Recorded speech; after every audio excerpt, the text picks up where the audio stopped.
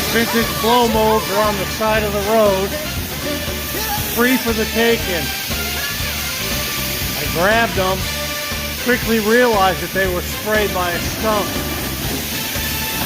Well, I'm at the car wash, cleaning them up. Cleaning up pretty nice. I know the guy here sure gave me a little bit of grease lightning to put on them. Well, there you go. That's how you do that. Free.